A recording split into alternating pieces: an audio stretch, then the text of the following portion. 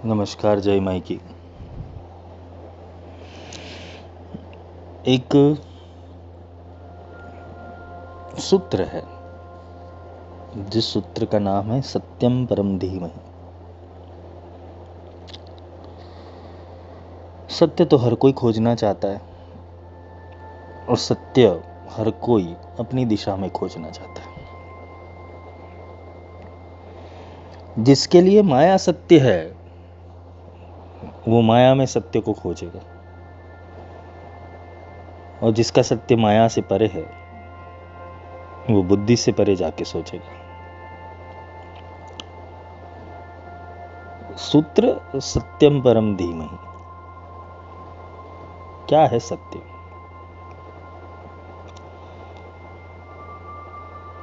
सत्य वो तुम्हारे भीतर ही बैठा हुआ है। सत्य तुमसे अलग नहीं हो सकता, ना ही तुम सत्य से अलग हो सकते। पर बात यहां पर आती है कि सत्य को जानने के लिए वो बुद्धि का प्रागट्य होना।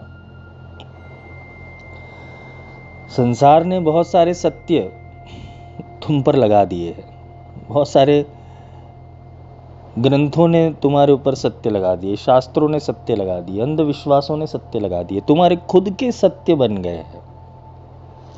ये मन भी एक सत्य की रचना करने वाला एक प्रोग्राम है। मन भी अद्भुत रचनाकार है। मन इसलिए अद्भुत रचनाकार है कि मन को सत्य जानने के बाद भी मन तुम्हें सत्य से विस्मृत रखता है। ऐसा नहीं कि तुम्हारे मन के पास उत्तर नहीं है, लेकिन मन बैठना नहीं चाहता है। मन करवाना क्या चाहता है? तुमसे गुलामी।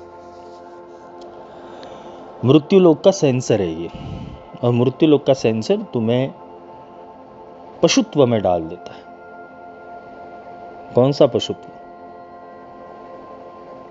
ये पशुत्व के बारे में सोचना, ये पाश के बारे में सोचना, क्योंकि बंधन में तुम नहीं हो, तुम्हारा मन है, और मन बंधन में है इसलिए तुम बंधन में हो। अगर जब तक मन की निवृत्ति नहीं होगी तब तक आत्मा की निवृत्ति संभव नहीं है। पहले तो ये खदेड़ना पड़ेगा जो तुम्हारे अंदर और एलिमेंट है, अदर एलिमेंट, उसे बाहर निकालना पड़ेगा। वो बाहर निकलेगा कैसे? कोई कहता है साधना करने से, उपासना करने से, प्राणायाम करने से, हठ योग करने से। कोई कहेगा शास्त्र पढ़ लो, कोई कहता है कोई बाबा के प्रवचन सुन लो। पर सुनने से क्या होगा? समझने से होगा, लेकिन समझना भी जब तक एक्शन में नहीं आएगा तब तक समझना भी कोई बड़ी खेल नहीं है। समझ तो सब लेंगे, करते कोई नहीं। सत्यम परम धीमहि। देखो, सारे गायत्री मंत्र का जो बीच का सूत्र है उसे धीमहि बोला गया है। धीमहि धियो यो नः प्रचोदयात्, ये हो गई गायत्री। हर एक देवता की गायत्री अलग है। ओम तत्पुरुषाय विद्महे महादेवाय धीमहि तन्नो रुद्र प्रचोदयात्। तम रुद्र को भी अगर हम बुलाना चाहते हैं अपने मन के अंदर, अपनी बुद्धि के अंदर, तो उसके संलग्न गुणों को हम बुद्धि के अंदर जगा देते। एक होती है जगह देना और एक होती है जगा देना। पहले जगह देनी पड़ती है, स्पेस। वो तत्व को हमारे अंदर स्पेस देनी पड़ती है। जब वो स्पेस लेता है, आकार लेता है, क्योंकि वो भी निर्गुण तत्व है। जितने भी देवता तत्व है, जो तुम गायत्री पढ़ रहे हो दूसरे देवताओं की,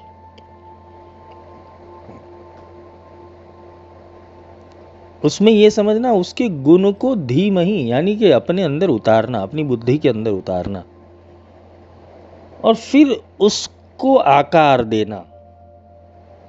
तन्नो रुद्र प्रचोदयात्। वैसे बहुत सारे देवताओं के गायत्री मंत्र है, पर ये सत्यम परम धीमहि, सत्यस्य योनि निहितम ते सत्ये। परमात्मा कौन है? सत्य। सत्य का जन्म नहीं होगा, लेकिन अगर वो सत्य पैदा हुआ तो सत्य योनि से ही पैदा होगा, इसलिए सत्यस्य योनि निहितम ते सत्ये। अगर वो पैदा नहीं होता तो भी सत्य है, और पैदा हो गया है तो भी सत्य है। ये मानव जीवन की अद्भुत घटना है। मनुष्य एक प्राणी मात्र है, इसे योनि बोला गया है। मनुष्य योनि, देवता योनि, ब्रह्म योनि। योनि का मतलब है उत्सर्जन करना, योनि का मतलब है कुछ क्रिएशन करना। योनि का मतलब है कि अभी संस्कार हो गए उसके, वो तत्व के संस्कार हो गए, इसलिए तुमने वो योनि चॉइस की। कुंडली में भी आता है, कुंडली कोई देखता है तो उसके अंदर भी आता है देव योनि, राक्षस योनि, देवगण, राक्षसगण। एक होते गण होते और एक होती योनि होती है, सर्प योनि, स्वान योनि, मांजर योनि, गौ योनि, अश्व योनि।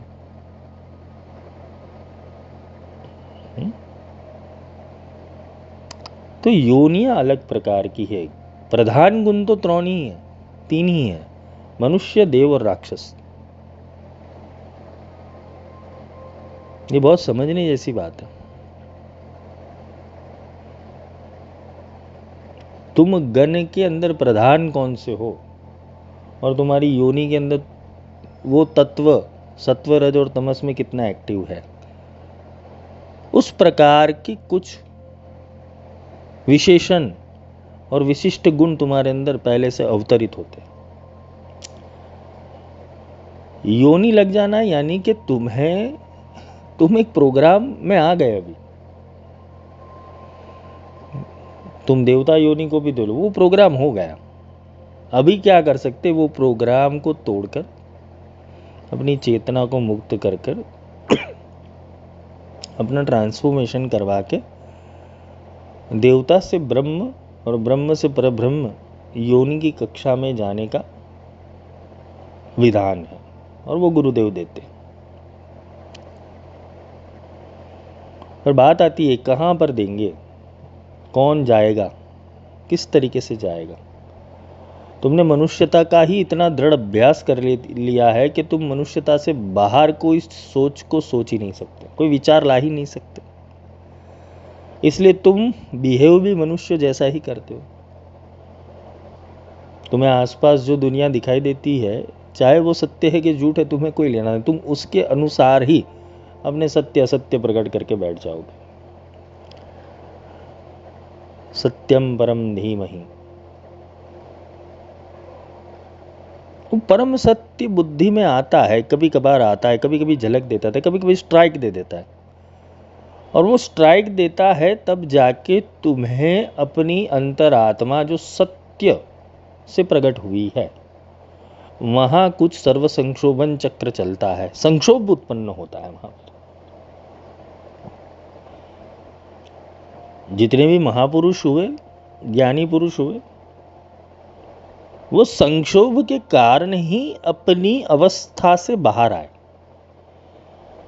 वो घर्षण हुआ, और घर्षण होना जरूरी है लाइफ में। तुम सोचो कि तुम साधना मार्ग में, परमात्मा मार्ग के अंदर आ जाओ और तुम्हें घर्षण ना हो, तो ये भूल जाना, तुम गलत मार्ग के ऊपर हो। घर्षण आएगा ही आएगा, क्योंकि वैचारिक क्रांति तुम में पैदा होगी। अगर तुम में परमात्मा ने तुम्हें चुन लिया, गुरुदेव ने तुम्हें चुन लिया और सोचा कि परिवर्तन होना ही चाहिए, तो समझ लेना क्रांति घट के रहेगी।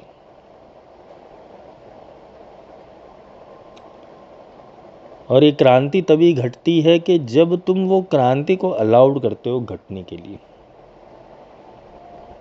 तुम मनुष्यता की या मनुष्य योनि की या मनुष्य शरीर की कितनी वैल्यू गिनोगे?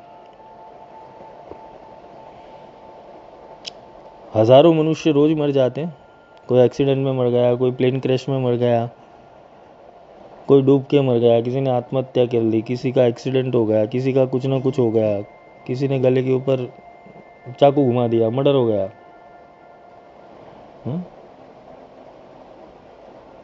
आदि व्याधि उपाधि से लोग मरते ही जा रहे। कितने तुम्हारे सामने मर रहे हो दुनिया के अंदर, रोज कितने पैदा होते, कितने नष्ट हो जाते। तो मनुष्य तन की अगर वैल्यू समझने जाओ तो मनुष्य तो मरता ही रहता है। मनुष्य तन की एक ही वैल्यू है। अगर तुम्हें मनुष्य जन्म मिला है और तुम मनुष्य हो सच में, पशु नहीं हो। पशु की बुद्धि होती है खाने पीने की, पैदा करने की, बच्चों को पालने पोसने, पशु बुद्धि है और कुछ नहीं है, इससे ज़्यादा कुछ नहीं। थोड़ा एडवांस बना लिया है पशु ने अपने आप को, थोड़ा वैज्ञानिक ढब से वो हो चुका है, पर है तो पशु ही।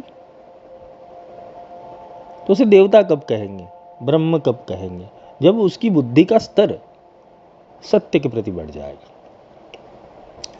जिसके अंदर विशेष सद्गुण प्रकट हो गए तो वो तो देवता बन गया, और जो गुणों से परे चला गया वो ब्रह्म हो गया। सत्यम परम धीमहि, ये धीमहि के अंदर ये उतरनी जरूरी है बात। तुम चाहते हो कि तुम्हें सत्य मिले,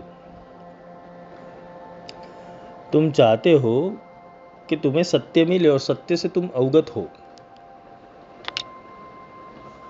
तो पहले तो तुम्हें ये अंधविश्वास वाली बुद्धि का त्याग करना पड़ेगा। आज लोग भगवान को भक्ति करते हैं तो भक्ति भी कैसे करते, किसी और संत के भजन उठा के गा रहे।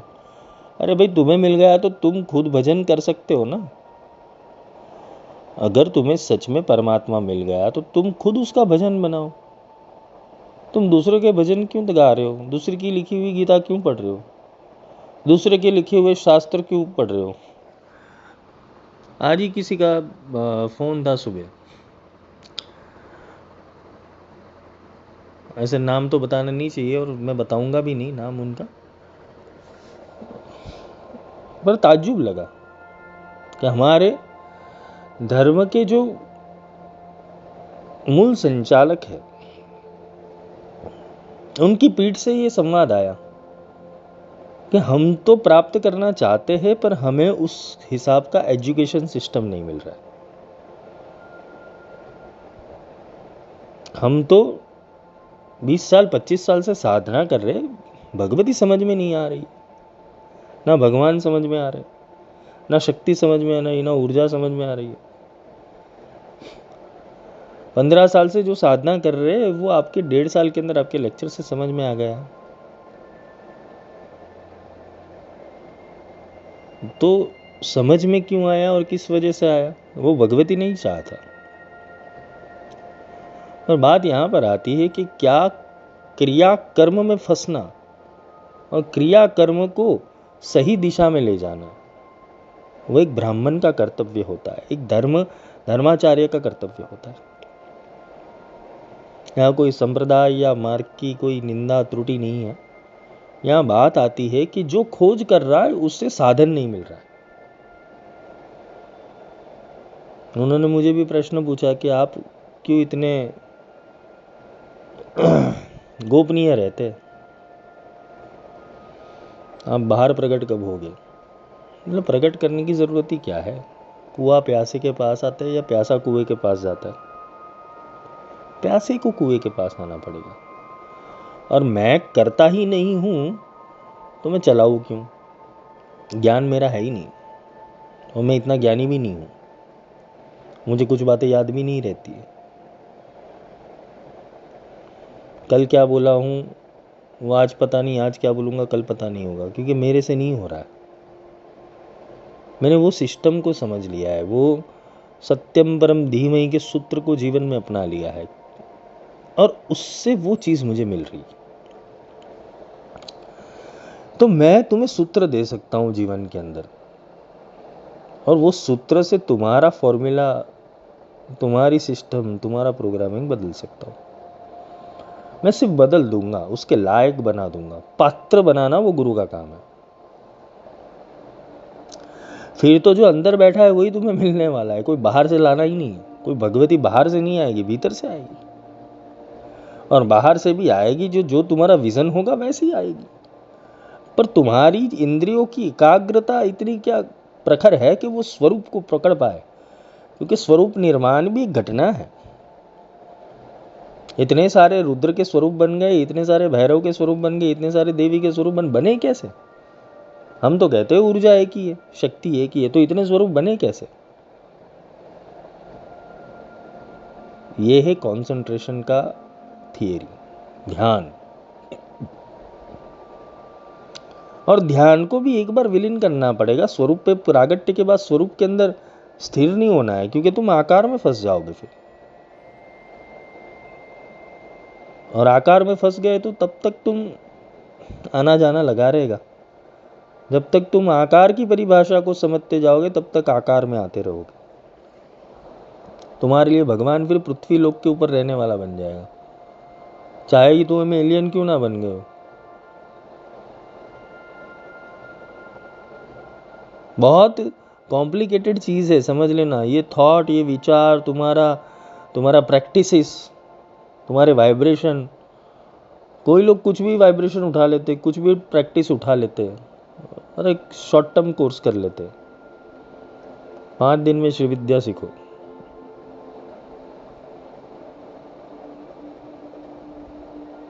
तर्पण कर लो, हवन कर लो, अभिषेकम कर लो, स्विच वर्ड कर लो, शॉर्टकट्स। चलो, लोगों की इजात है सब, पर ऐसा कुछ भी नहीं है। तुम्हारा वैल्यू कितना है ना, उसके ऊपर तुम्हें ज्ञान मिलेगा। अगर भगवान ने सोचा कि तुम्हारा वैल्यू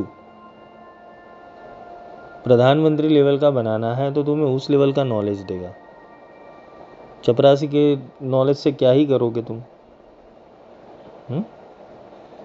वो होता है, सिस्टम ही है, ऊपर से नीचे, नीचे से ऊपर सिस्टम है। नीचे वाला ऊपर वाले का काम नहीं करेगा, ऊपर वाला नीचे वाले का काम नहीं करेगा। लेकिन नीचे वाले को ऊपर वाला कैसा काम करता है वो भी पता होता है, और ऊपर वाला नीचे वाला कैसा काम करता है वो पता होता है। ये दोनों की जोड़ी है। मनुष्य को उतनी तो बुद्धि दी है भगवान ने कि वो भगवान को समझ सके। हाँ, मनुष्य को उतनी तो बुद्धि ईश्वर ने दी हुई है कि वो ईश्वर को समझ सके, लेकिन वो अपनी बुद्धि जगाता ही नहीं है। धीमहि जागृति नहीं हुई है। और धीमहि जागृत भी कहाँ हो, क्योंकि उसके आसपास का जो वातावरण है वो गलत है। पहले तो सही आबो हवा देना जरूरी है। हर एक इंसान को अगर आत्म कल्याण करना है, आत्मा के मार्ग के ऊपर जाना है, तो सही आबो हवा देनी जरूरी है। तुम फंसे ही इतने चक्करों के अंदर हो। आज ये पैदा होगा, कल ये मर गया, कल इसकी शादी है, कल उसका हनीमून है, कल बैंड बाजा बारात है, ये प्रसंग है, वो प्रसंग ही इतनी कर लिए लाइफ के अंदर। करुण प्रसंग की बात ही कोई नहीं करता है कि भाई एक दिन हमारा आ जाएगा। जहाँ तुम बैठने जाते हो किसी के मैयत के ऊपर, तो कभी वहाँ बैठ के सोचना कि एक दिन अपना नंबर आएगा, अपना टाइम आएगा।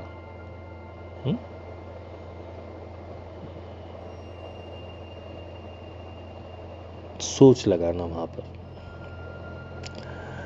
अगर सत्य को प्रकट करना है तो मृत्यु को और करीब से देखो। वो शरीर को देखो, जो शरीर तुम्हारे सामने 2 दिन पहले अच्छे से चल रहा था, खा पी रहा था, अच्छी बातें कर रहा था, प्यार कर रहा था, उसके अंदर भाव थे, उसके अंदर इमोशंस थे, सब कुछ था। उसके अंदर अलग रंग था दुनिया में जीने का, उसके अलग प्रोग्राम थे, अलग संस्कार थे। और जिस दिन वो अंदर वाला चला गया, देह पार्थिव हो गया।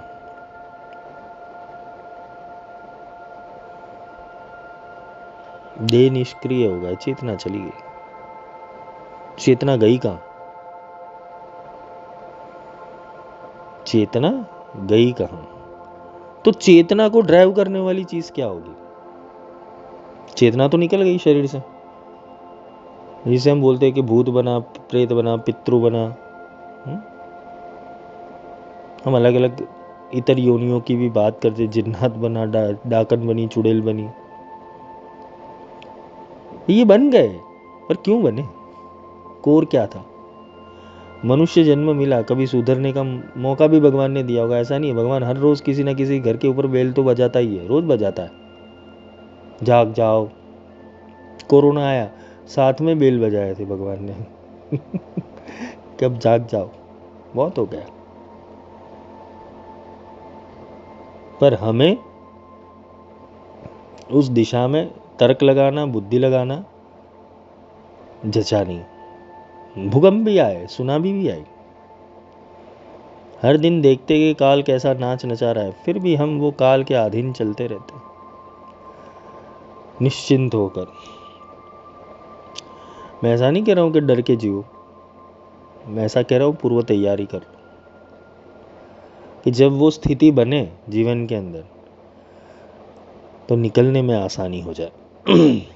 इसीलिए सत्यम परम धीमहि, अपनी बुद्धि को सत्य के अंदर लगाना सीख जाओ। अगर तुम्हारी यात्रा अधूरी भी रही है, ये भी गीता में भगवान ने कहा हुआ है कि अगर यात्रा है अर्जुन किसी साधक की अधूरी रह गई तो अगले जन्म में वहीं से शुरू करवाऊंगा, और करवाऊंगा ही करवाऊंगा। पर जरूरी नहीं है कि तुम इस जन्म में अभी साधना छोड़ के चले गए तो अगले जन्म के अंदर बचपन से साधना मिल जाएंगी, ऐसा नहीं होता है। यहाँ मैथोडोलॉजी थोड़ी गड़बड़ है।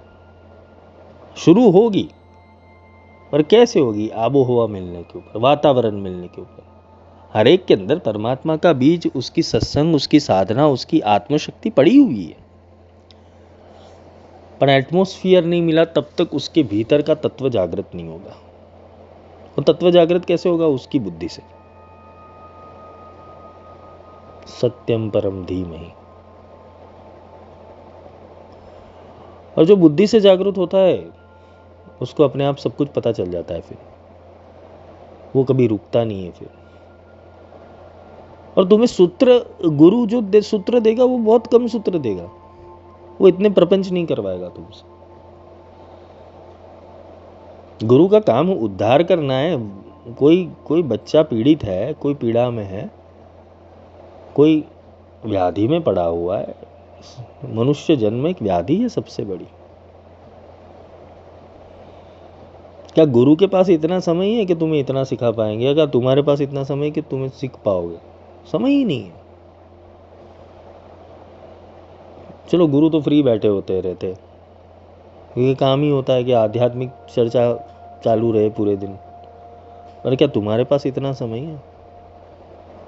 तुम आओगे गुरु के पास ज्ञान लेने के बहाने, ज्ञान ले जाओगे, फिर क्या करोगे? अपने संसार की खेल खेलोगे।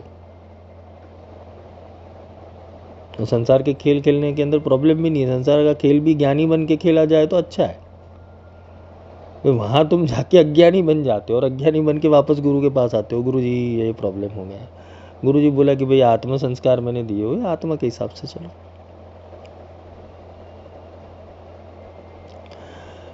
मेन चीज है अंधविश्वास को तोड़ना। अगर तुम सच में चाहते हो अपना भला, पहले तो अंधविश्वासों से दूर हो जाओ। अंधविश्वास से दूर हो जाओ, और अंधविश्वास दूर करवाएगी युक्ति। युक्ति गुरु देते। गुरु तुम्हारे एक एक तार काटेंगे। पहले तो गुरु का काम है तुम्हारे एक एक तार को हिलाना। पहले तो तुम्हारी सिस्टम हिला के रख देंगे। जो गुरु के पास जाके तुम्हें अपने मन के हिसाब के प्रयोजन मिले, वो तुम्हारा गुरु कभी भी उद्धार नहीं करेगा। नंबर एक। जो गुरु को अपनी प्रशंसा पड़ी होगी, अपनी स्तुति पड़ी होगी, अपनी पूजा पड़ी होगी, अपनी महाई पड़ेगी, वो भी तुम्हारा उद्धार नहीं करेगा। जिस गुरु को अपनी नामना की पड़ी है, प्रतिष्ठा की पड़ी है, मठ की पड़ी है, आश्रम की पड़ी है, अपने संप्रदाय की पड़ी है, अपनी विस्तार की पड़ी है, तब तक वो तुम्हारा कल्याण नहीं कर सकता। और क्यों अटेंशन दे? वो अपना ईगो बढ़ाने के लिए इधर प्रकट हुआ है। वो तुम्हारे संस्कार को काट के तुम्हें परब्रह्म में विलीन करने के लिए प्रकट नहीं हुआ। वो तो गुरु के पास रहो तब समझ में आए कि गुरु का काम कितना हार्ड होता है। पहली बात तो गुरु तुम्हारे मनुष्यता से उनको कोई लेना देना नहीं होता। तुम कैसे जी रहे हो, क्या कर रहे हो, किस तरीके से खा रहे हो, किसे, उससे कोई लेना देना नहीं होता। गुरु के पास जब तुम सरेंडर करते हो तब गुरु एक ही चीज़ समझाता है, भाई तुम मेरे हिसाब से चलना चाहते हो क्या? पहले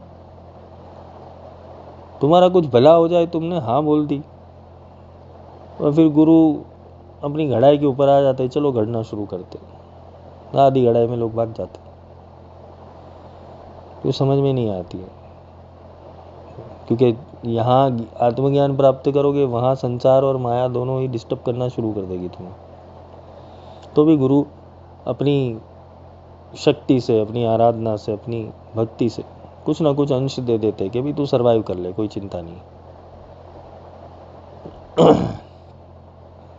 तुम्हें कुछ सिद्ध विद्या दे देते, उससे तुम्हारा कुछ ना कुछ प्रयोजन हो जाता है। और उसका मतलब ये नहीं होता है कि तुम आत्मज्ञान को छोड़ दो। काफ़ी बार क्या होता है, कोई विद्या ले जाता है, फिर उसका मिसयूज शुरू कर देता है, अपनी दुकानें खोल देता है।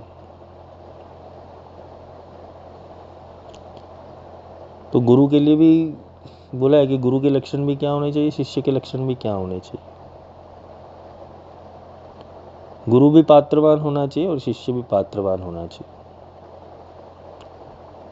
गुरु और शिष्य के बीच में निष्प्रपंचता होनी चाहिए, कोई प्रपंच नहीं होना चाहिए, सादगी होनी चाहिए, प्रेम होना चाहिए, वात्सल्य होना चाहिए, उत्साह होना चाहिए। गुरु को भी सिखाने में उत्साह है, वैसा शिष्य हो तो काम का है। फिर गुरु के आगे रोने वाले जो शिष्य होते हैं, भाई गुरु वहाँ से ही दूरदर्शन कर देते, भाई तुम भाग जाओ, तुम अपनी पशुता लेकर मेरे पास आओ ही मत। इसलिए बुद्ध और महावीर जंगल में चले गए थे, क्योंकि किसी को पता चल गया कि भाई ये भगवान बन चुके हैं, तो लोग उनको ऊपर श्रीफल चढ़ाते, हार पहनाते, अगरबत्ती धूप दिया सब करने लगते। बुद्ध के पास भी, महावीर के साथ भी ऐसा ही हो जाता। कृष्ण ने तो अपने जीवन में इतने प्रपंच कर दिए थे कि कोई उनको भगवान मान ही नहीं, पहले से ही डिसाइड किया था कि अगर चमत्कार कर दिया, नमस्कार करेंगे, मेरी प्रार्थना, मेरी मूर्ति बनाएंगे, और मैं जो कह रहा हूँ उसमें फंस जाएंगे, मैं जो कह रहा हूँ वो नहीं सुनेंगे, मेरे अंदर फंस जाएंगे। इसलिए भगवान ने लीला ही ऐसी की कि मुँह छूट ही जाए। राम जी ने अपना चरित्र प्रबल कर रखा था, चरित्र सबल कर रखा था, बस वो चरित्र एक मनुष्य को कैसे रहना चाहिए वो सिखा के चले गए।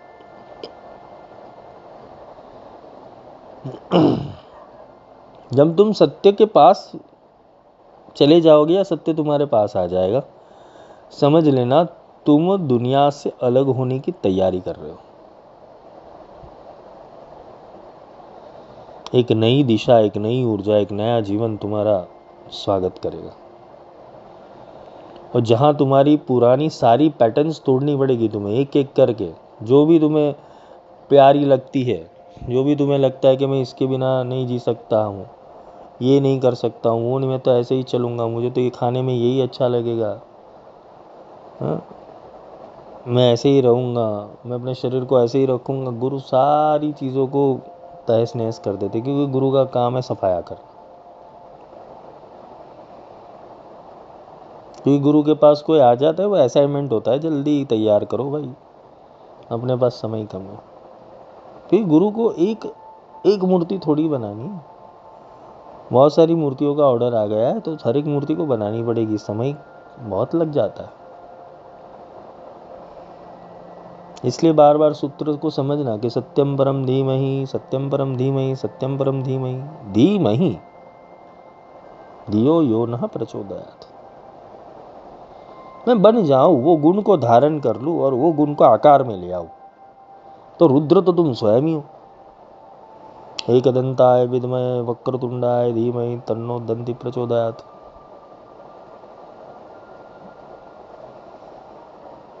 महालक्ष्मी च विद्महे विष्णुपत्नी च धीमहि तन्नो लक्ष्मी प्रचोदयात्।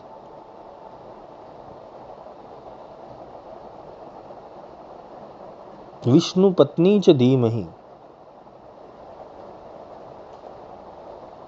विष्णु पत्नी, विष्णु को हम कैसे देखेंगे? द अदर पार्टिकल, विशेष अणु इति विष्णु, उसकी पत्नी। अभी विशेष अणु की पत्नी कैसी होगी? विज्ञान धन रूपिणी, प्रज्ञान धन रूपिणी, कैसी होगी लक्ष्मी वो? तुम जैसे महालक्ष्मी की आराधना करते हो, कमल दल के ऊपर विराजमान, शंख धारण किए हुए, पद्म धारण किए हुए, हाथों में से सोने से सिक्के निकल रहे हैं, ये जो मन गढ़ंत कल्पना है तुमने बनाई हुई है, इसके पीछे का रहस्य भी समझने की कोशिश करो। भगवती के हाथ में शंख चक्र गदे देवी महालक्ष्मी नमोस्तुते। पहले तो सूर्यपीठ पूजिते बोला गया है। नमस्तेस्तु महामाये श्रीपीठे सुर पूजिते। श्रीपीठ के ऊपर बैठती है भगवती। श्रीपीठ का अर्थ यही होता है कि तुमने अपने जीवन के अंदर हर जगह सर्वश्रेष्ठ दर्शन करने की जो बुद्धि लगाई है तुमने, तुम्हारे जीवन के अंदर एक संकल्प लो कि मैं जो भी देखूंगा सर्वश्रेष्ठ देखूंगा, जो भी खाऊंगा सर्वश्रेष्ठ खाऊंगा, जो भी सुनूंगा सर्वश्रेष्ठ सुनूंगा, जो भी एक्ट करूंगा सर्वश्रेष्ठ, जो भी चीजें हैं हर एक एक्शन को सर्वश्रेष्ठ बनाऊंगा। श्रीपीठ है सुर पूजित, सूर्य यानी देवता।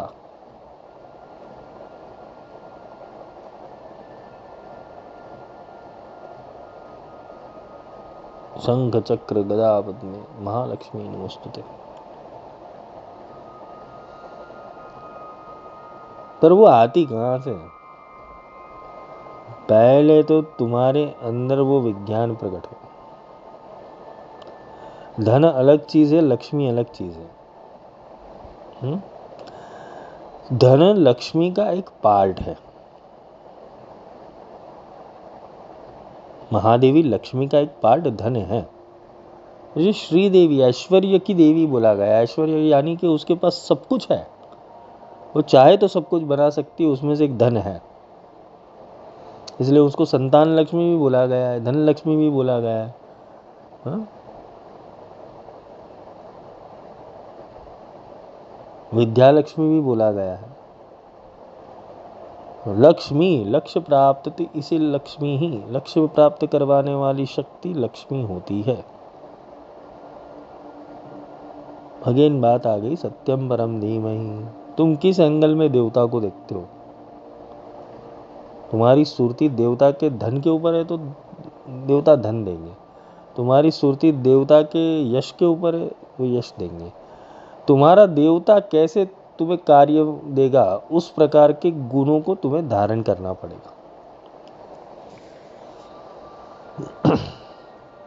तो पहले तो अपने भीतर के सत्य को जान लो, और सत्य की खोज सत्य वाली बुद्धि से होगी। पहले तो हर चीज को नकारो जीवन के अंदर। क्या ये करना जरूरी है? किसी ने बोला हाँ, जो सत बार पाठ करे कोई छूटे ही बंदी महासु हुई। अपना दिमाग तो दौड़ाओ यार। हनुमान जी अत्र तत्र सर्वत्र है, चिरंजीवी है, उसको एक बार 108 बार सुनाने की जरूरत क्या है तुम्हें? एक बार सुना दो।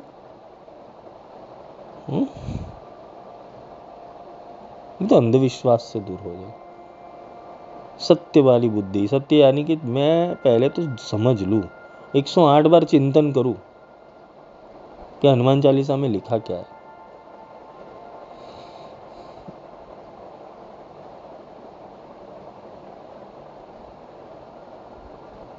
तो जो सत्य अगर तुम्हारे अंदर, अंधविश्वास रहित सत्य जो प्रकट होगा, फिर उसमें सुरती लगाओ। सुरती यानी ध्यान लगाओ। अगर तुम्हारी सुरती उस सत्य ज्ञान के अंदर लग गई, तो फिर देखना आसमान के अंदर उड़ान होगी तुम्हारी, और वो सुरती तुम्हें गरुड़ बना देगी।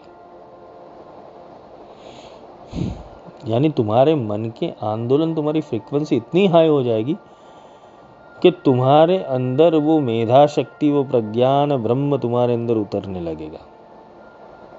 क्योंकि तुमने बुद्धि दौड़ाई, यानी कि यूनिवर्स के अंदर एक चीज समझ में आ गई कि कोई है कि जो भाई ये चीज की और खोज करना चाहता है, तो सारा यूनिवर्स तुम पे फोकस करना शुरू कर देगा। पहले बताओ अपनी बात। ये मस्तिष्क है ना तुम्हारा, बहुत खतरनाक आइटम है। ये बुद्धि जो तुम्हारी है, जो सुंदर फेस या सुंदर नहीं है ऐसा फेस, चाहे बंदर फेस। ये फेस के ऊपर जो तुम्हारे चेहरे के ऊपर जो चीज़ है 900 ग्राम की, 1 किलो की, बहुत कमाल की चीज़ है। वो दुनिया के और ब्रह्मांड के सारे रहस्य जानता है। बस वो गुरु वहाँ तक तुम्हारी बुद्धि को ले जाए, केवल तुम्हारी चेतना वहाँ से प्रकट होनी शुरू हो गया है तो तुम खुली आंख से सारी चीज़ें देख पाओगे, समझ पाओगे। इसलिए कृष्ण ने अर्जुन को दिव्य दृष्टि दी थी। वो दिव्य दृष्टि और कुछ नहीं थी, तैयार किया था। उसकी इंद्रियों को तैयार किया, उसके मन को तैयार किया, उसके अहंकार को तैयार किया, उसकी बुद्धि को तैयार किया, उसके समर्पण को तैयार किया। तैयार करने के बाद बोला कि अबे सोच। अभी ये सारी युक्ति है, लगा भक्ति के अंदर। भक्ति का अर्थ होता है कि सतत चिंतन करना। सतत चिंतन करना, सतत डूबे रहना, उसे भक्ति कहते हैं। भक्ति कोई ये नहीं कि तुम 24 घंटे हरे राम हरे कृष्ण करते रहो, शिव शिव करते रहो। मेरा भोला है भंडारी, उसको क्या लेना देना है भाई, तू छोड़ ना। वो पता है उसको नंदी की सवारी करता है वो।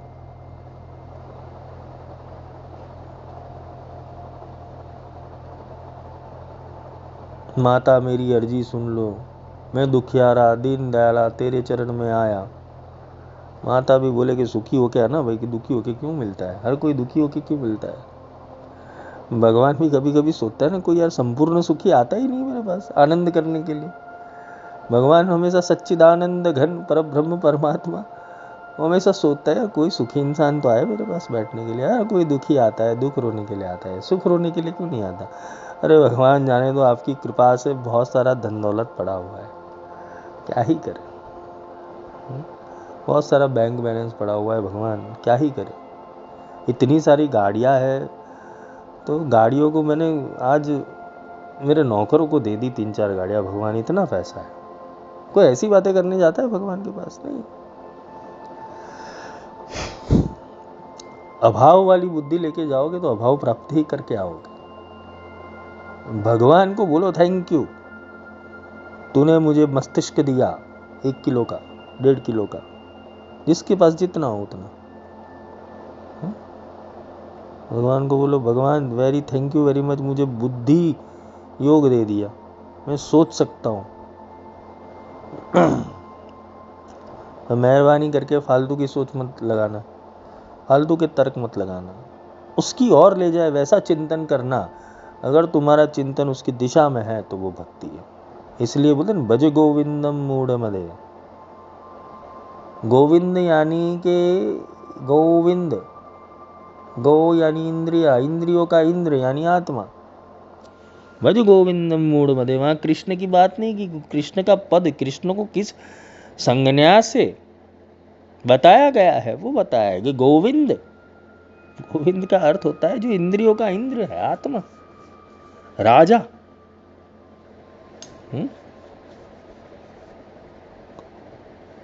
उसकी और भजन करना, उसके बारे में समझना, उसके बारे में रुचि रखना, अपने आप को जानना, अपने आप के परम पद की ओर जाने के लिए तैयारी करना, तुम्हारी चेतना को जानना कि चेतना कितनी बड़ी है और कितनी बड़ी, और वो कितनी बड़ी हो सकती है।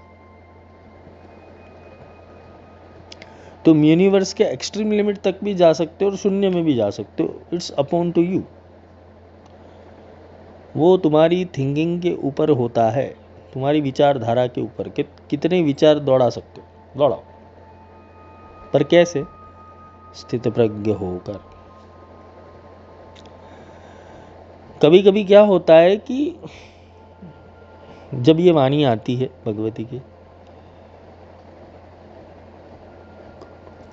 वो इतने डेटा कलेक्ट करके आती है क्योंकि क्या ही पकड़ूं, क्या छोड़ूं।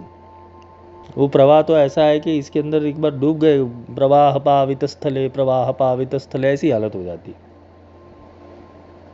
जटाटवी गलत जल प्रवाह पावित, जटा के अंदर गलत जल प्रवाह चालू ही रहता है गंगा का, वो उछाड़े मारती ही रहती है। 24 कलाक वो गंगा उछाड़े मारती रहती है सिर के ऊपर। इसे ही ज्ञान गंगा बोला गया है, प्रवाह पावित स्थल। तो बार बार वो गंगा नीचे उतर जाती है, कितने पकड़े, वो ज्ञान की गंगा में नहाने से पाप तुम्हारे धुलते। वो बेचारी नदी ने कुछ नहीं बिगाड़ा तुम्हारा।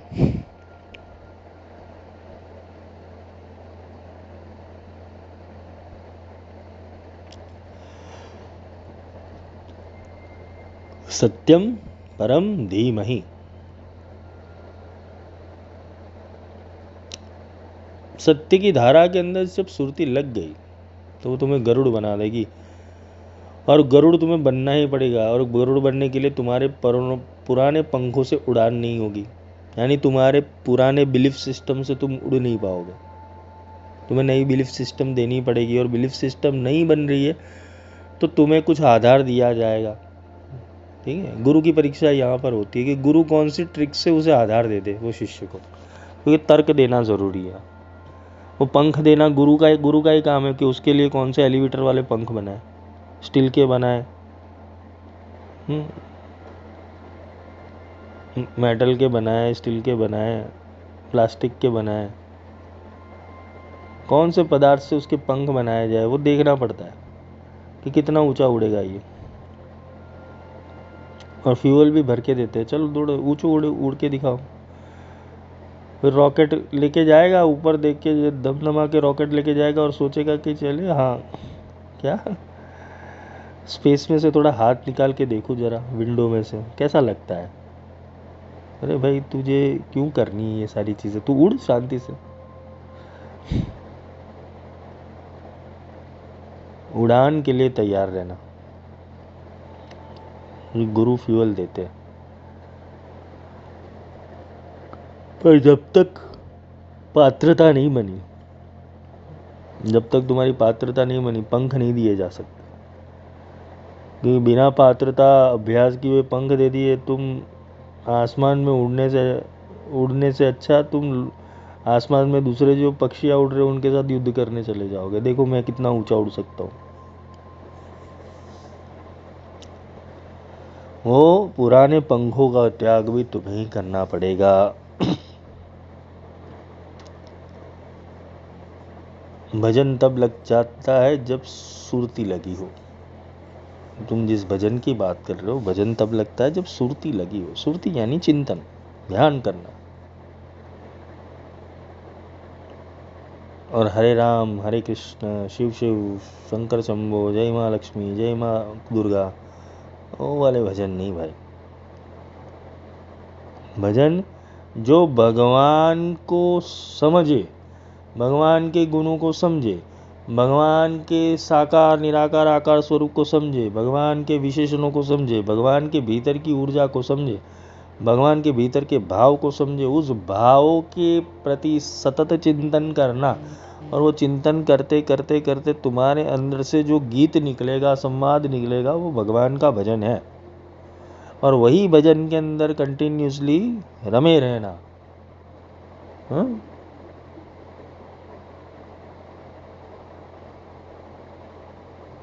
ना मैं मन हूं, ना मैं बुद्धि हूं, ना मैं चित्त हूं, ना मैं अहंकार हूं। तो मैं कौन हूं? मैं शिव रूप हूं। शिवोहम शिवोहम।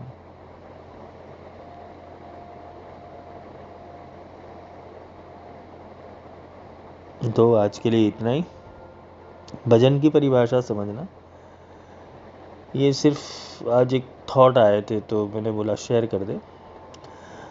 एक लेक्चर बाकी है शिव संकल्प मस्तु का, तो वो पूर्ण करेंगे समय मिलते ही।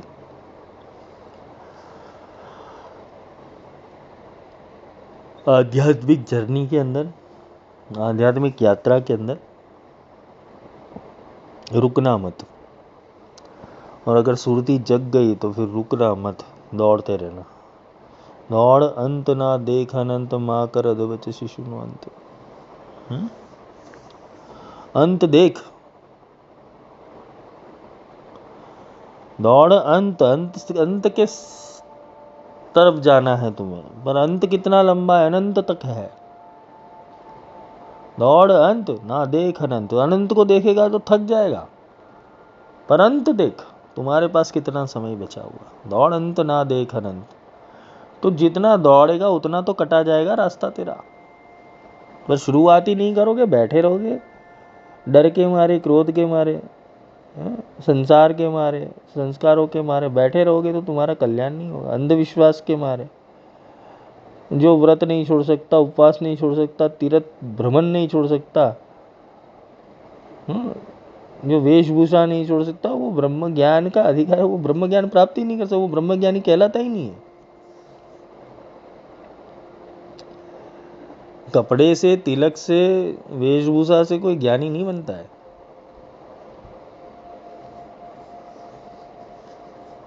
उससे कुछ हासिल नहीं होगा।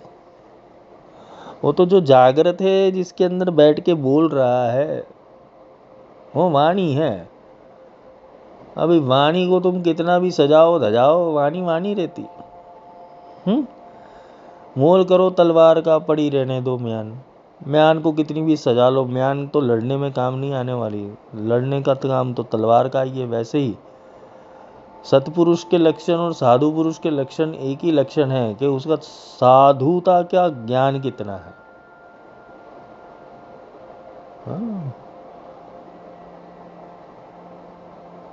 पूछना है तो पूछ लीजिए क्या ज्ञान है साधु का, तो साधु की समझ उसके ज्ञान से मिलेगी।